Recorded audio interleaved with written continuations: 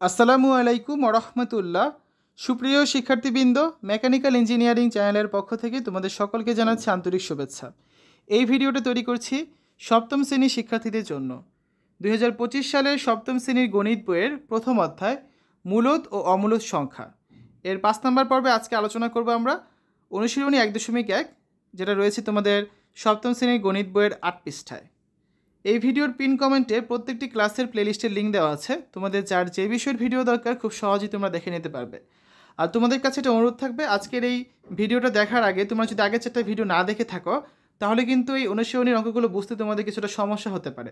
তা আগের 4টা পর্ব দেখে নাও, আশা করি এই অনুশীলনী 1.1 তোমরা নিজেরাই কিন্তু করতে পারবে। ঠিক আছে, দেখো এটা হচ্ছে তোমাদের বই 8 পৃষ্ঠায় রয়েছে, অনেকগুলো অঙ্ক রয়েছে। তো 1 নম্বরে কি আছে, মৌলিক গুণনীয়কের সাহায্যে বর্গমূল নির্ণয় করো।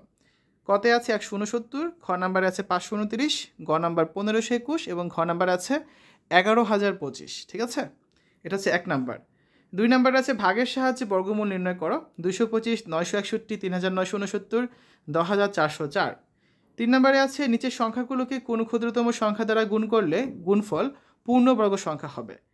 147, 384, 1470, 23,805। 4 নাম্বার, নিচের সংখ্যাগুলোকে কোন ক্ষুদ্রতম সংখ্যা দ্বারা ভাগ করলে ভাগফল পূর্ণবর্গ হবে। আর 5 নাম্বারে আছে 4,639 থেকে কোন ক্ষুদ্রতম সংখ্যা বিয়োগ করলে বিয়োগফল একটি পূর্ণবর্গ সংখ্যা হবে। আর 6 নাম্বারে আছে যে 5,605-এর সাথে কোন ক্ষুদ্রতম সংখ্যা যোগ করলে যোগফল একটি পূর্ণবর্গ সংখ্যা হবে। তো সে একটা করে দেখে আমরা আজকে কয়টা সমাধান করা যায় চেষ্টা করব সবগুলো আজকে সমাধান করে দেওয়ার জন্য। যদি না পারি সেক্ষেত্রে আরেকটা পর্বে আমরা বাকিটা সমাধান করে দেব। অনুশীলনী 1.1 প্রথম প্রশ্ন, মৌলিক গুণনীয়কের সাহায্যে বর্গমূল নির্ণয় করো। তো এখানে মোট 4টা প্রশ্ন রয়েছে। ঠিক আছে, একটা একটা করে করব। ক নাম্বারে আছে কত, 169। দেখো 169কে কত দ্বারা ভাগ করা যায়, 13 দ্বারা ভাগ করা যায়। 13 দ্বারা ভাগ করলে কত থাকে, 13 থাকে, আর কিন্তু ভাগ করা যায় না। তাহলে 169কে মৌলিক গুণনীয়কে বিশ্লেষণ করে আমরা কি পাই, 169 সমান কি লেখা যায়, 13 গুণ হচ্ছে 13। তাহলে 169-এর বর্গমূল সমান কি লেখা যায়, 13 গুণ 13 মানে কত, 169 না? এই যে এটা যেটা ছিল 169। তাহলে 169কে রুট করলে আমরা কত পাবো, 13 পাবো। কারণ আমরা কি জানি, দুইটার জন্য জোড়া থাকলে সেখান থেকে আমরা একটা সংখ্যা নিই। তাহলে একটা সংখ্যা কত, এখানে 13, যেটা 169-এর বর্গমূল। অতএব নির্ণয় বর্গমূল কত হবে, 13। খ নাম্বারটা যদি করি, রয়েছে 529। 529কে ভাগ করা যায় কত দ্বারা, 3 দ্বারা ভাগ করা যায়, 23 দ্বারা ভাগ করা যায়। 23 দ্বারা ভাগ করলে কত হয়, 23ই কিন্তু হয়। তাহলে 529কে মৌলিক গুণনীয়কে বিশ্লেষণ করে আমরা কত পাই, 529 সমান লেখা যায় 23 গুণ 23, এর যে এক জোড়া, তার মানে এখান থেকে আমরা নিতে পারবো একটা, অর্থাৎ 23।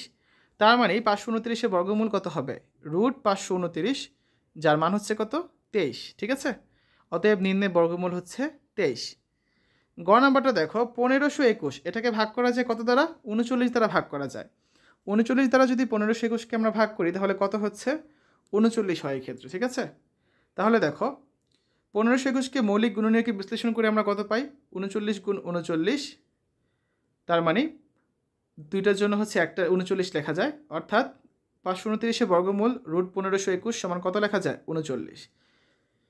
তোমরা চাইলে এটা কিন্তু আরও ভেঙে ভেঙেও করতে পারো। যেমন দেখো, আমি যদি 1521কে এখানে প্রথমে 3 দ্বারা ভাগ করতে চাই, 3 দ্বারা ভাগ করলে কত হবে, এখানে 507 হবে। ঠিক আছে, 507কে আবার 3 দ্বারা ভাগ করা যায়। 3 দ্বারা ভাগ করলে হবে 507কে 169। 169কে আবার 3 দ্বারা ভাগ করা যায়। 3 দ্বারা 169কে ভাগ করলে হবে হচ্ছে অ্যান্সার 3 দ্বারা না, এটাকে হচ্ছে 13 দ্বারা ভাগ করা যাবে। 13 দ্বারা ভাগ করলে হবে কত, 13। ঠিক আছে, তাহলে দেখো এখান থেকে কিন্তু আমরা মৌলিক গুণনীয়কে বের করতে পারি। ঠিক আছে, দেখো দুইটা 3-এর জন্য হচ্ছে 3 গুণ 3, এখানে এক জোড়া। আবার এই দুইটা 13-র জন্য হচ্ছে আরেক জোড়া, 13 গুণ 13। তাহলে দুইটা 13-র জন্য আমরা নিব কত, একটা 13। আর দুইটা 3-এর জন্য নিব আমরা একটা 3। তাহলে 3 গুণ 13 মানে কত, 39। এভাবে করে ভেঙে ভেঙে তোমরা কিন্তু করে দেখাতে পারো, যেখানে অ্যান্সার 39 আসবে। পরেরটা দেখি, ঘ নাম্বার 11,025, এটাকে 3 দ্বারা যদি ভাগ করি কত হয়, 3,675। এটাকে আবার 3 দ্বারা যদি ভাগ করি কত হবে, 1,225। 3 দ্বারা আর ভাগ করা যায় না, 5 দ্বারা ভাগ করা যায়। 5 দ্বারা ভাগ করলে কত হচ্ছে, 245। আবার 5 দ্বারা ভাগ করা যায়, 5 দ্বারা ভাগ করলে হচ্ছে কত, 49। 49কে 7 দ্বারা ভাগ করা যায়, 7 দ্বারা ভাগ করলে হচ্ছে কত, 7। তাহলে দেখো 3 গুণ 3, 5 গুণ 5, 7 গুণ 7। অতএব 11,025কে মৌলিক গুণনীয়কে বিশ্লেষণ করে আমরা পাই 11,025 সমান কী লেখা যায়? 3 গুণ 3, 5 গুণ 5, 7 গুণ 7। এটা আমরা জোড়ায় জোড়ায় করে লিখলাম। এখন প্রতি জোড়া থেকে আমরা একটি করে গুণনীয়ক নিয়ে পাই। এই দুইটা 3-এর জন্য নিয়েছি একটা 3, দুইটা 5-এর জন্য নিয়েছি একটা 5, দুইটা 7-এর জন্য নিয়েছি একটা 7। তাহলে 3 5 15, 15 আর 7 গুণ করলে হয় কত? 105। অতএব 11,025-এর বর্গমূল হচ্ছে কত? √11,025 সমান 105। এটাই হচ্ছে আমাদের অ্যান্সার। আমাদের 1 নাম্বারটা সমাধান কিন্তু শেষ। 2 নাম্বারটা দেখো, ভাগের সাহায্যে বর্গমূল নির্ণয় করো। এখানেও 4টা প্রশ্ন রয়েছে। প্রথমে দেব ক নাম্বারটা, 225 আমরা হচ্ছে এক জোড়া করে কেটে নেব। 25 এক জোড়া, 2 নিজে একা। তো 2-এর আগের আমাদের সর্বশেষ বর্গ সংখ্যা কত? 1। ওই 1 এখানেও লিখব, এখানেও লিখব।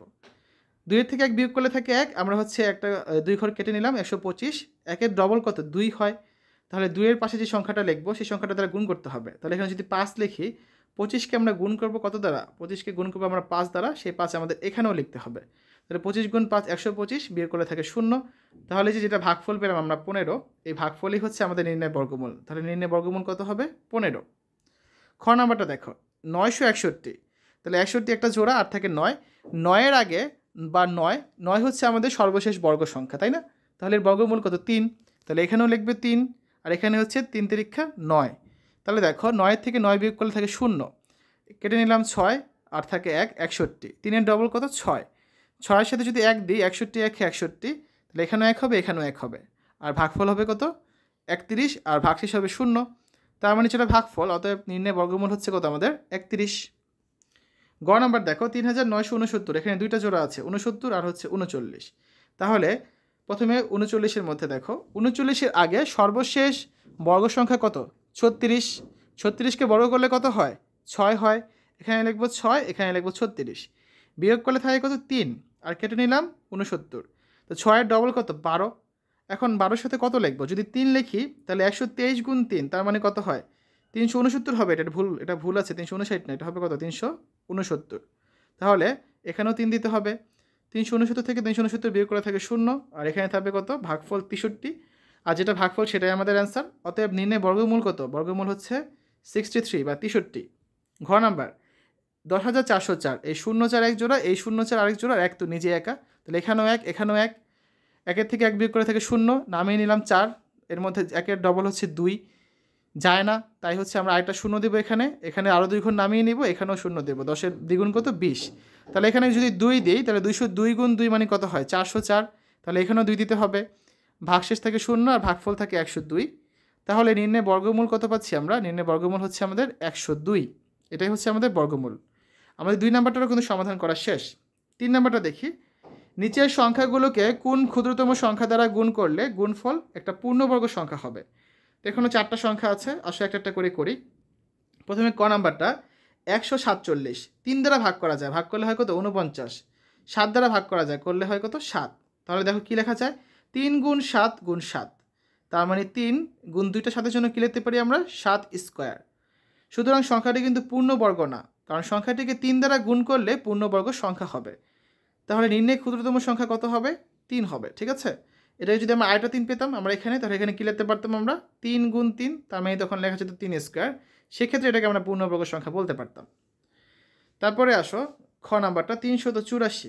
2 দ্বারা ভাগ করলে হয় 192, আবার 2 দ্বারা ভাগ করলে হয় 96। 2 দ্বারা 96-কে ভাগ করলে হয় 48। 48-কে 2 দ্বারা ভাগ করলে হয় 24। 24-কে 2 দ্বারা ভাগ করলে হয় 12। 12-কে 2 দ্বারা ভাগ করলে হয় 6। 6-কে 2 দ্বারা ভাগ করলে হয় 3। তাহলে 2 গুণ 2, 2 গুণ 2, 2 গুণ 2, 2 গুণ 3। এই যে পূর্ণবর্গ কিন্তু হয় না, কারণ দেখো এখানে 2 গুণ 2 এর জন্য হচ্ছে 2 স্কোয়ার, এই 2 গুণ 2 এর জন্য 2 স্কোয়ার, এই 2 গুণ 2 এর জন্য 2 স্কোয়ার। কিন্তু এখানে একটা 2 একটা 3, তাই এইভাবে লিখতে হবে 2 গুণ 3। সংখ্যাটি পূর্ণবর্গ নয়, কারণ এই সংখ্যাটি 2 গুণ 3 বা 6 দ্বারা গুণ করলে পূর্ণবর্গ সংখ্যা হবে। তখন এই 2-এর সাথে যদি আমরা আরেকটা 2 দেই, তাহলে কত হচ্ছে? সমান লিখতে পারি 2 স্কোয়ার।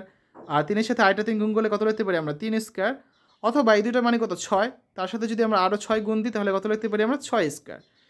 তাই নির্ণয় ক্ষুদ্রতম সংখ্যা কত হবে? 6, যেটা গুণাকারে থাকবে স্কোয়ার ছাড়া, সেটাই আমাদের অ্যান্সার। গ নাম্বারে রয়েছে কত? 1470। 2 দ্বারা ভাগ করলে হয় 735, 3 দ্বারা ভাগ করলে হয় 245, 5 দ্বারা ভাগ করলে হয় 49, 49-কে 7 দ্বারা ভাগ করলে 7 হয়। তাহলে 2 গুণ 3 গুণ 5 গুণ 7 গুণ 7। দেখো সবগুলো লিখলাম। এখানে জোড়া মাত্রা আছে শুধু একটা, 7 গুণ 7, এর বদলে 7 স্কোয়ার লেখা যায়। বাকি থাকে কত? 2 গুণ 3 গুণ 5। সংখ্যাটি কিন্তু পূর্ণবর্গ না, কারণ এই সংখ্যাটিকে 2 গুণ 3 গুণ 5 বা 3 দুগুণে 6, 5 6 30, 30 দ্বারা যদি আমরা গুণ করি তখনই শুধুমাত্র এটা পূর্ণবর্গ হবে। অতএব নির্ণয় ক্ষুদ্রতম সংখ্যা কত হবে? 30। ঘ নাম্বারে দেখো 23,805, 3 দ্বারা যদি ভাগ করি কত হবে? 7,935। এটাকে 3 দ্বারা ভাগ করলে হবে 2,645। এটাকে 5 দ্বারা ভাগ করা যায়, করলে হবে 2,645। সরি, এটা হবে কত? 5 দ্বারা যদি ভাগ করি আমরা, এটাকে 5 দ্বারা ভাগ করলে আমরা এই লাইনটা হবে না, এই লাইনটা কিছু না, এটা আমি কেটে দিচ্ছি। এটাকে 5 দ্বারা ভাগ করলে সরাসরি হবে কত? 529 হবে, ঠিক আছে? এই যে এটা পাওয়া যাবে। তারপর 23 দ্বারা ভাগ করলে হবে 23, তাহলে 3 গুণ 3 গুণ 5 গুণ 23 গুণ 3। তাহলে দেখো 23 গুণ 23, এই 3 গুণ 3-এর জন্য হচ্ছে 3 স্কোয়ার, 23 গুণ 23-এর জন্য হচ্ছে 23 স্কোয়ার, বাকি থাকে একটা 5। তাহলে এই সংখ্যাটা কিন্তু পূর্ণবর্গ নয়, কারণ সংখ্যাটিকে 5 দ্বারা যদি আমরা গুণ করি সেক্ষেত্রে এটা পূর্ণবর্গ হবে। অতএব নির্ণয় ক্ষুদ্রতম সংখ্যা হচ্ছে কত? 5। শিক্ষার্থীরা এতক্ষণ আমরা অনুশীলনী 1.1-এর এই যে 1 নাম্বারটা করেছি, মৌলিক গুণনীয়কের সাহায্যে বর্গমূল নির্ণয় করেছি এই 4টা অঙ্কের, এটা আমাদের শেষ। 2 নাম্বারটা করেছি ভাগের সাহায্যে বর্গমূল নির্ণয় করেছি 4টা অঙ্কের, এটাও শেষ। 3 নাম্বারটা করেছি নিচের সংখ্যাগুলোকে কোন ক্ষুদ্রতম সংখ্যা দ্বারা গুণ করলে গুণফল পূর্ণবর্গ হবে, এটাও আমরা বের করেছি। এই 12টা সমাধানে কিন্তু আমরা করেছি। বাকি থাকে 4টা, এই 4 নাম্বার, 5 নাম্বার, 6 নাম্বার, এই 3টা বাকি থাকে। এই 3টা হচ্ছে আমরা আগামী ক্লাসে অর্থাৎ 6 নাম্বার পর্বে তোমাদের হচ্ছে সমাধান করে দেব, ঠিক আছে শিক্ষার্থীরা? আজকের এই ভিডিওতে আমরা আলোচনা করেছি সপ্তম শ্রেণীর 2025 সালের গণিত বইয়ের প্রথম অধ্যায় মূলদ ও অমূলদ সংখ্যা এর অনুশীলনী নিয়ে। এটা ছিল 5 নাম্বার পর্ব। আজকে 5 নাম্বার পর্বে আমরা অনুশীলনী 1.1-এর 8 নাম্বার পৃষ্ঠার প্রথম 3টা অঙ্কের সমাধান করেছি। আমাদের যে বাকি 3টা অঙ্ক বাকি আছে সেটা হচ্ছে আমরা আগামী ক্লাসে অর্থাৎ 6 নাম্বার পর্বে তোমাদের কিন্তু করে দেব। শিক্ষার্থীরা এই ভিডিওর পিন কমেন্টে দেখবে প্রত্যেকটা ক্লাসের প্লেলিস্টের লিঙ্ক দেওয়া আছে। তোমার যে বিষয়ের ভিডিও দরকার তুমি খুব সহজে এখান থেকে দেখে নিতে পারবে। তো আশা করি আজকের এই ভিডিওটা ভালো লেগেছে। আমাদের চ্যানেলের অন্যান্য ভিডিওগুলো দেখার আমন্ত্রণ জানিয়ে আজ এখানে বিদায় নিচ্ছি। আল্লাহ হাফেজ।